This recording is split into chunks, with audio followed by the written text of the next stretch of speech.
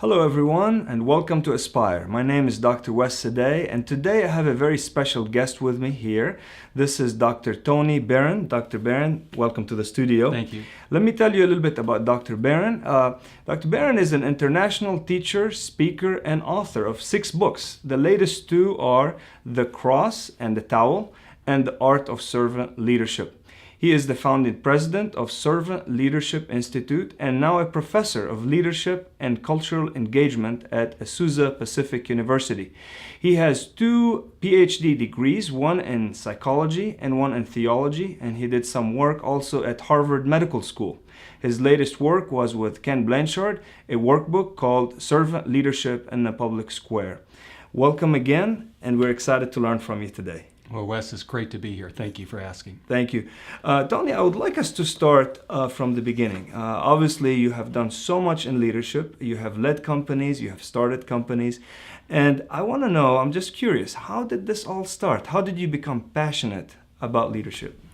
I became passionate about leadership in the early 1990s, and it came unexpectedly. I was board certified in forensic medicine and wrote the first book on violence in the workplace that was used by the United States Postal Service. And as we engaged in the Postal Service and with 75 of the Fortune 100 companies during that time, we found an interesting correlation between workplace violence and environmental factors. And we knew that a critical incident demanded a person who has predatory violence. And we also knew there were some environmental factors, 14 to be exact, plus a triggering event. And you put those 3 factors together, it would always equal a critical incident. But what was fascinating to us in those 14 environmental factors that every one had to do with leadership. And from that moment on, we began to work with corporations of all sizes to change the leadership style. And we became so committed to the concept of servant leadership. Wonderful, wonderful.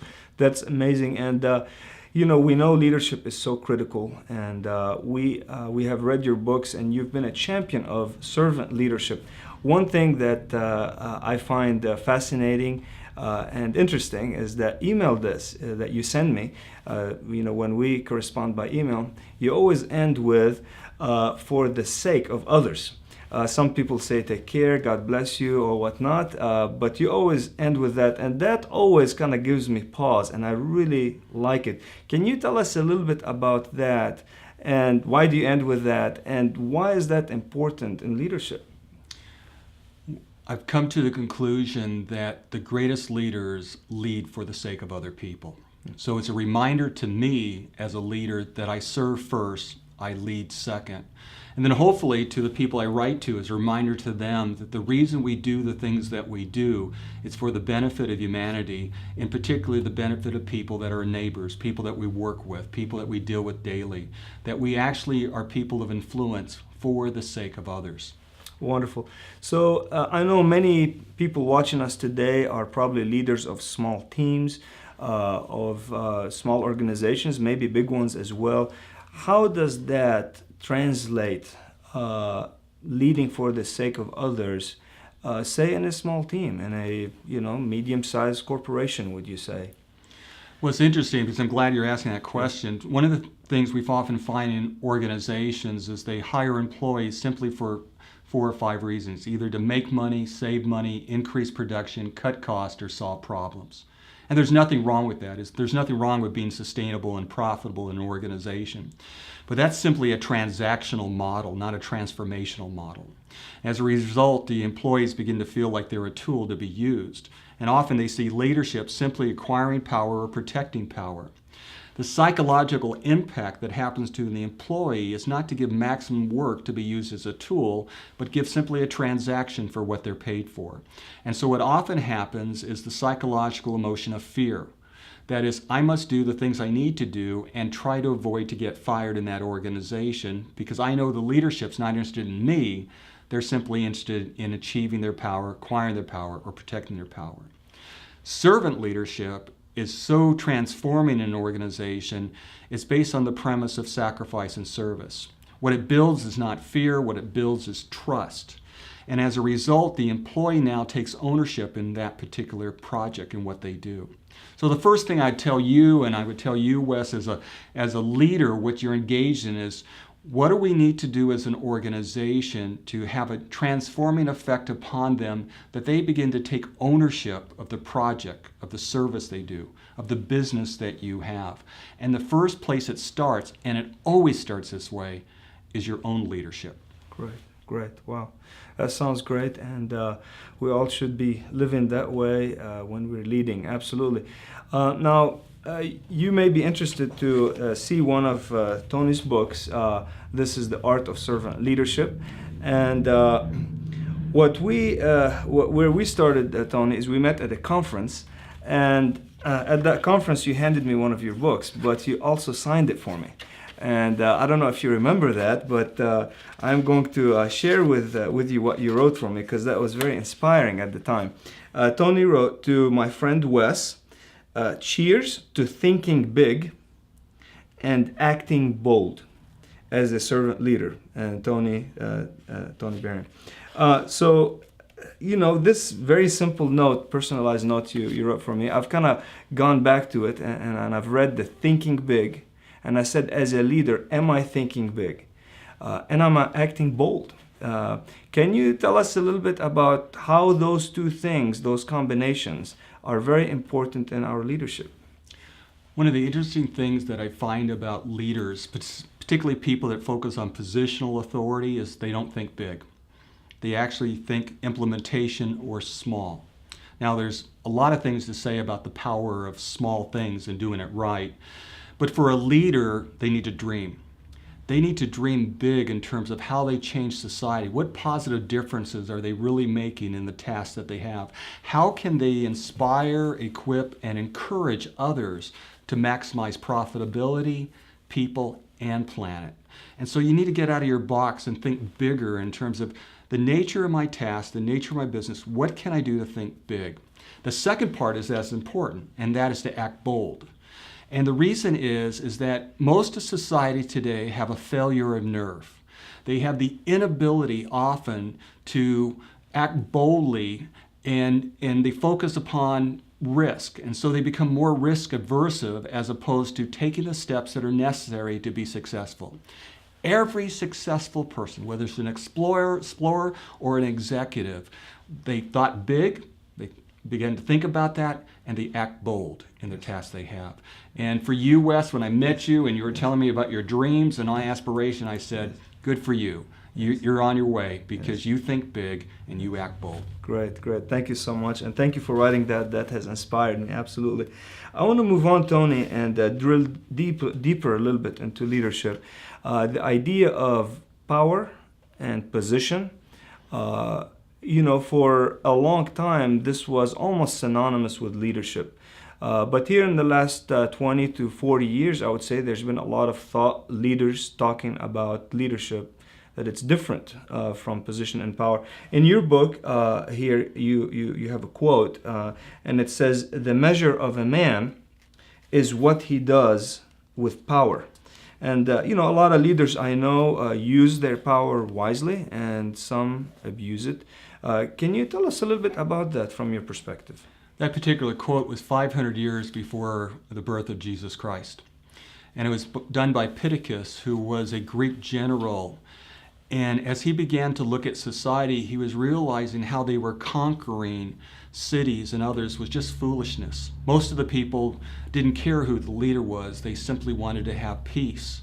But generals would often savage the entire communities and cities and then have to rebuild from nothing. And Pittacus decided that the best way to engage was have leaders begin to discuss with each other and to work with each other instead of fighting and destroying one another. And the story goes is that Pittacus engaged in a battle with another general who lost the particular battle, and then Pittacus became the universal leader of that community without destroying it. In 10 years, based on servant leadership model, he actually retired and had self-government that was developed, and really was servant leadership at the time. It was Pittacus who said that the measure of a man is what he does with power, and that's true of a woman as well. How you influence. Everybody has power. Whether you're a 3-year-old and you influence your parents that are in their 30s, or whether you're in high school and you influence people around you, or whether you're a top-level executive, regardless of your status and regardless of your position, you influence people. Now, the measure of the kind of influence you have is what you do with the power that's been given to you. Wonderful, wonderful, wonderful. Thank you very much for that. And moving on, as a family doctor,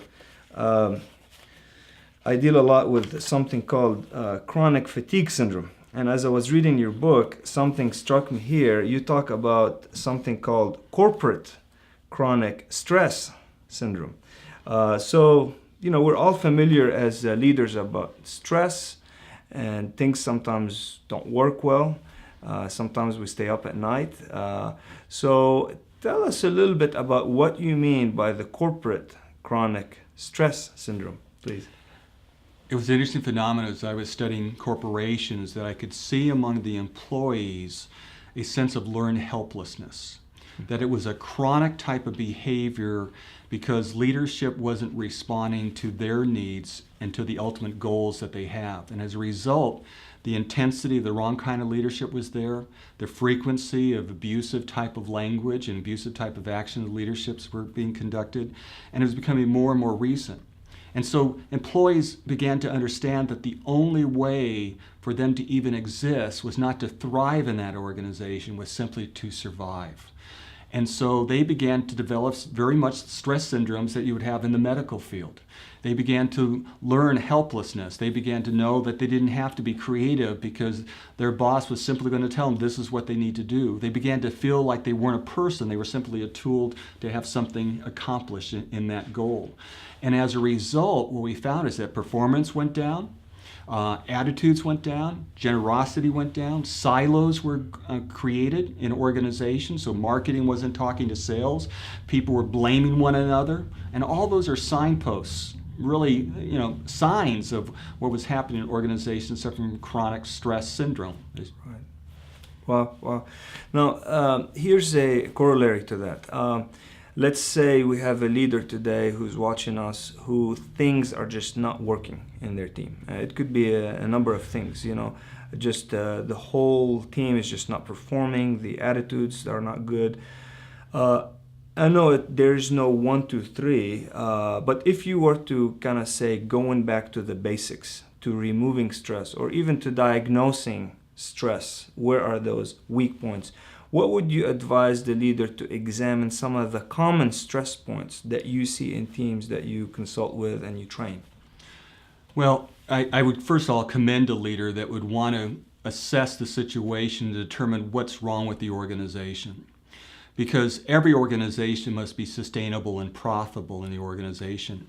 And so what you have to manage is where efficiency goes up, where's the dignity of the employee through the process? And what we've seen is that when efficiency goes up, dignity has a tendency to go down. The effective leader is the one who balances that.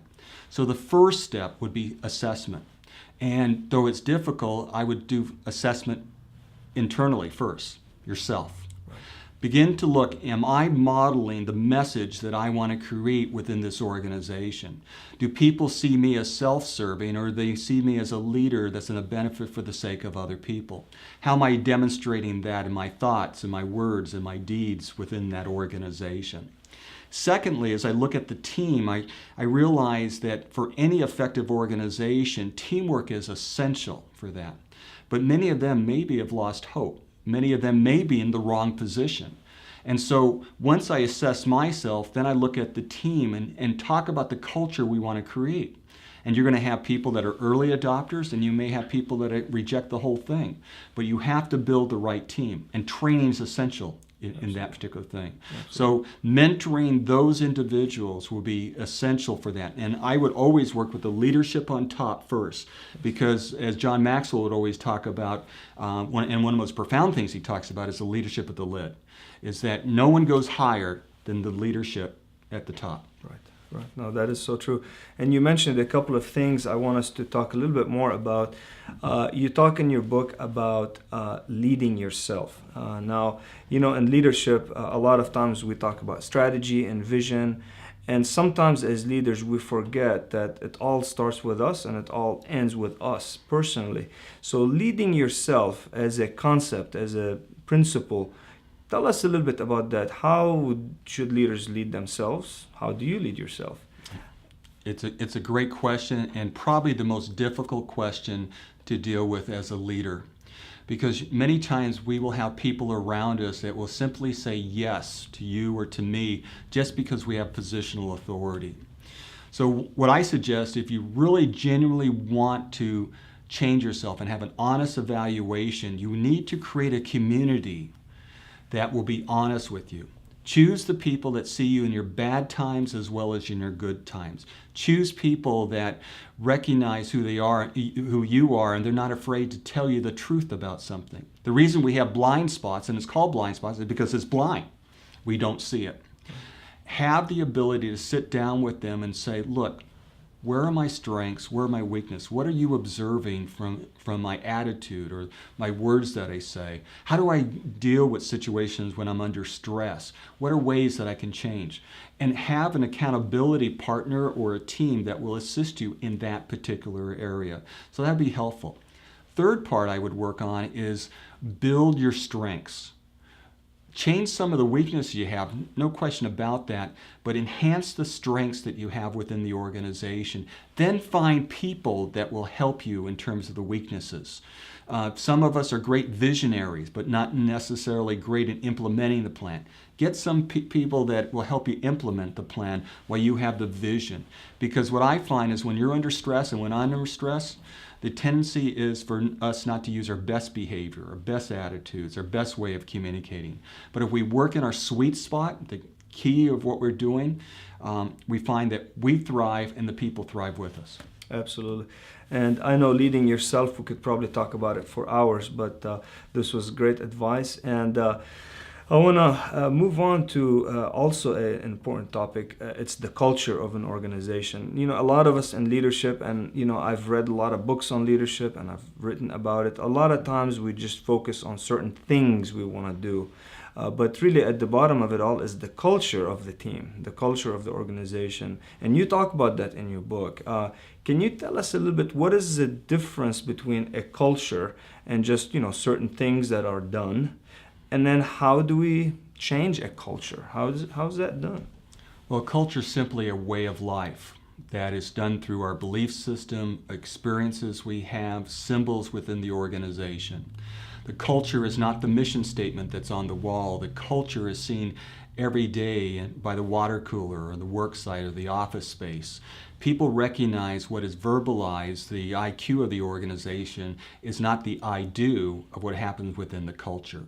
So the question comes up is, what kind of culture do we really have? What are the symbols that are around us that tell us that there's a certain culture? What are things that we measure? And what I find is that the primary way culture is changed is if a leader measures something, a leader holds people accountable to something, they know that that is a culture. People that pay attention will pay attention to the culture in the organization. So as you begin to change a culture, it takes time, sometimes as long as 7 years.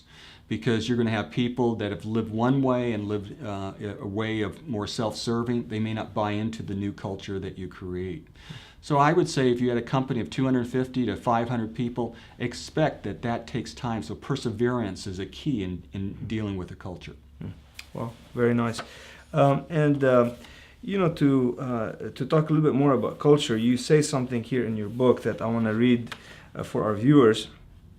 And it's about training. Here's what it says. It says, leaders must believe in education.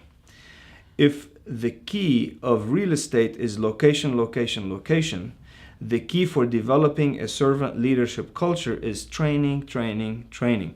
And I really like that because, you know, the word training and the concept of training a lot of times takes a sterile kind of a, you know, boring type thing we do. How does the training, you know, the mundane sometimes aspect of it, translate into really elevating the culture of our teams? Right. Well, first of all, Wes, if training is boring, we should never do it. The reality is that people need to hear the message over and over again. They need to understand the principles and they need to see it in practice. And so much of the training needs to be hands-on as you're dealing with genuine problems within the organization. But in most organizations, when they're struggling with finances, the very first thing that goes in their budget is training. And that should be the last thing that goes in their budget, because people need to believe in the vision. They need to believe in what value system. They need to believe in the virtues of the organization, and they need to be trained how to be a leader. They've seen the models in the past, leadership for the sake of themselves. They've seen those models. If you're trying to lead for the sake of others, you need to create new mentors, new models, new messages, and it needs to be repetitive.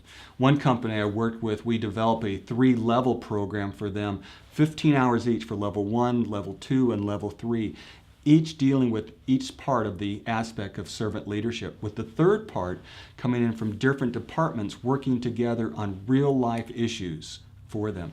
For them, they've told me it's been life-changing. And I would recommend training to anybody in the organization to invest in your employees. You don't invest in your employees, they're not going to invest in you. That's very, very true. Just to drill a little bit kind of deeper in that, let's say somebody watching us has a team of, say, 6 people or 10 people, and they work in an organization that does not have a training program, or they don't have a servant leadership culture. Is it possible for that leader who's struggling every day to introduce training in a way, or how would you advise that leader to go about implementing that, maybe in a small way? What strategies specifically would you give them? Actually, the best transition of people is when you sneeze on them. And what I mean by that is that many times when they see you alive and real and genuine and day in and day out, sweating with them, working with them, and doing those things, that's in essence sneezing on them, and the virus begins to catch on to other people. So what I would do in strategy-wise, if I had a team of 6, is I would begin to read a book on leadership, servant leadership. And then I would begin to be in dialogue with them. And so part of our 30-minute daily meeting that we may have as a team, I may say 5 minutes on this particular book, and I would encourage them to read the book. And then I would begin to have some table talks, conversations with them on those particular subjects. And then I would ask them the question, well, how does this principle of leadership actually work for us in our XYZ corporation? And what would happen if we did the traditional model of leadership versus the servant-led model of transformational leadership that we engage in? So I would begin slowly. I would also spend quality time with them during lunch hours and breaks and others. I would ask the question, how are you doing? And really look them in the eyes. So part of leadership is involved listening and learning and gaining that expertise, so you're knowing people around them, because they won't trust you unless they know you. Absolutely. And it's important that they spend time getting to know you, that this is really your heart.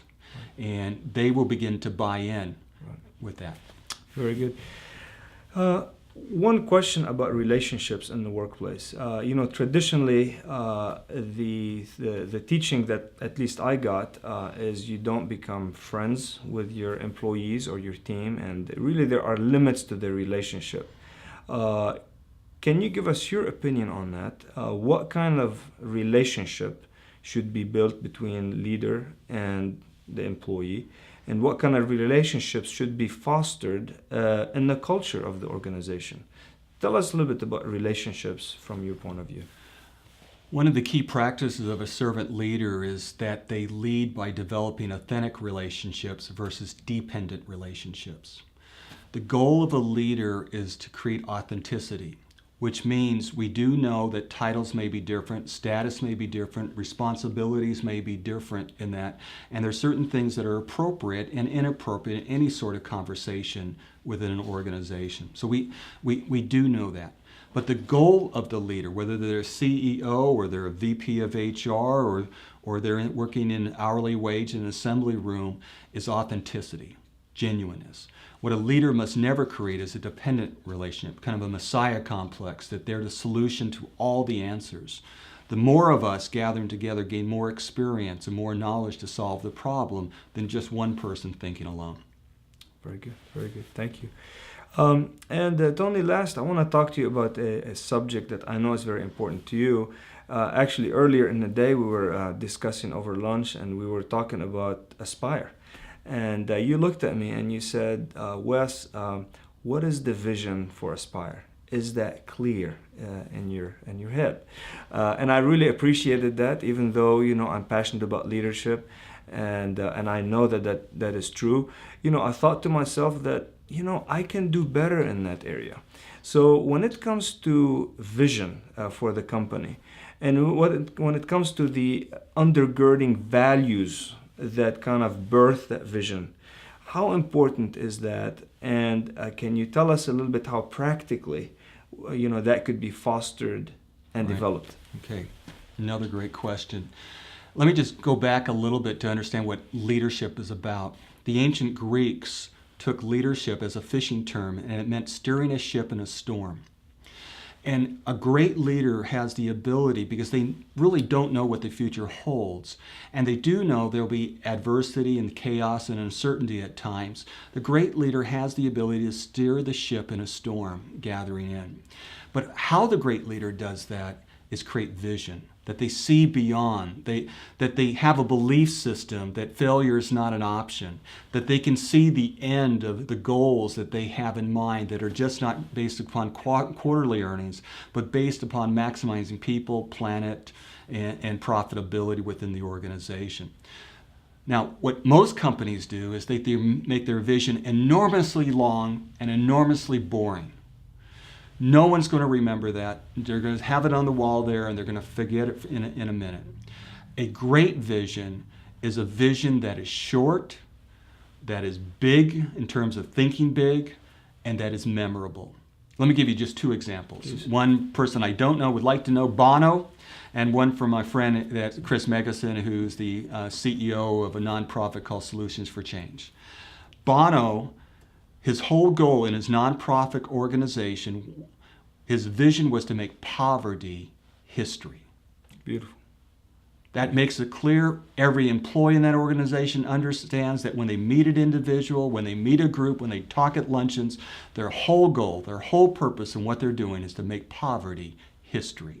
Chris Megason, who's the CEO for Solutions for Change, deals with homelessness. He says, my vision is to solve homelessness. That's his goal. That's his dream. And right now he's solving that in Vista, in North County, in San Diego County. So I think you have to have a vision that everybody can see, everybody can almost touch and feel, and it has to be big and it has to be memorable. It also has to be repeated constantly. So people see the context of the vision in the various seasons of the work and the job to remind them what the ultimate goal is. If someone's making a radio, why are they making a radio? What's the vision for making that radio? How are lives being changed for that? What's the difference it makes in our society? That's what today in our postmodern world we live in, people want to know, how can I make a difference in the world that I live in today? Very good, very good. Thank you so much. Thank you so much. Tony, this has been a great encounter. Before we end, I just want to say just a few things about what we're going to do with your help at Aspire. One of the things that you will be seeing is some teachings done by Dr. Barron on leadership. They're going to be modular, and they will be coming out in the next few months. You also will see Dr. Barron in Aspire moments, which are very small kind of snippets that you will be teaching us. Yeah. And so we are very, very excited to learn from you. Please stay tuned for that. Dr. Barron, I know you're passionate about leadership. As you told me earlier, you really believe that leadership is the answer to our world's problems. And that's why you're passionate about it. And any final words for our viewers today before we end? Good leaders create trust. No wonder in our public sector today that when we look at Congress or we look at many of the political leaders today, that the trust factor is at an all-time low in our society. And it doesn't matter what ideology you hold to or political spectrum. is we're losing trust valuably. And the reason we're losing trust is that we are not having leadership that's designed for the sake of other people. It's leadership that's so busy focusing upon acquiring power and protecting their power.